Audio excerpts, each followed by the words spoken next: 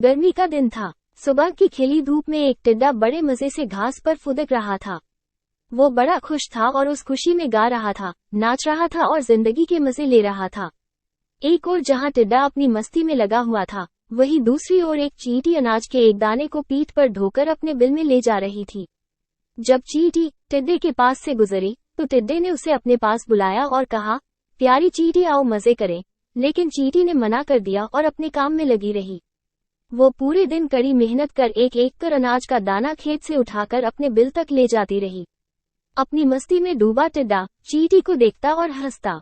वो बार बार उसे अपने पास बुलाता और कहता, प्यारी चींटी, तुम क्यों इतनी मेहनत कर रही हो? आओ, कुछ देर आराम करो, मेरा गाना सुनो। गर्मी के लंबे और उजले दिन है, ऐसे खूबसूरत दिन इस तरह से मेहनत करके हुए क्यों बर्बाद करना? चींटी बोली, मैं ठंड के मौसम के लिए भोजन इकट्ठा कर रही हूँ। मेरी सलाह मानो तो तुम भी ऐसा ही करो, वरना बाद में पछताओगे। अभी से ठंड के मौसम के बारे में क्यों चिंता करना?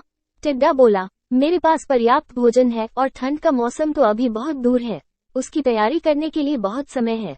अभी का समय तो मैं आराम से सोते हुए और मजे करते हुए बिताना चाहता हूँ। मेरी मानो तो मेहनत छोड़ो और मजे करो। टिड्डे की बात पर ध्यान न देकर चींटी अपने काम में लगी रही। पूरी गर्मी मेहनत कर उसने अपने बिल में ढेर सारा अनाज इकट्ठा कर लिया, जो ठंड के दिनों में उसे काम आने वाला था।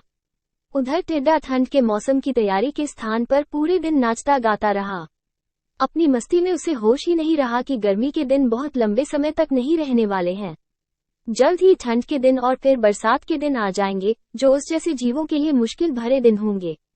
धीरे धीरे गर्मी चली गई और वसंत का मौसम आ गया। फिर वसंत का मौसम ठंड में तब्दील हो गया। दिन छोटे हो गए और रातें बड़ी हो गई थी। कड़कड़ाती ठंड पड़ने लगी थी और बर्फबारी होने लगी थी।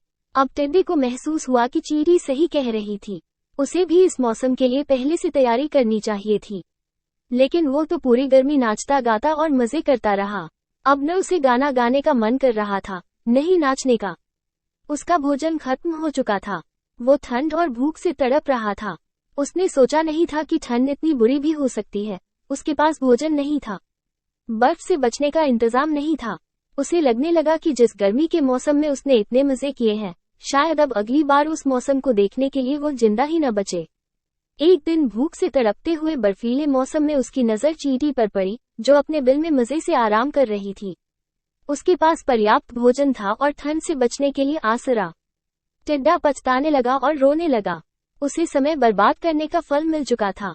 सीख समय का सदुपयोग करें, अन्यथा समय हाथ से निकल जाने पर पछतावे के सिवाय कुछ हाथ नहीं आता।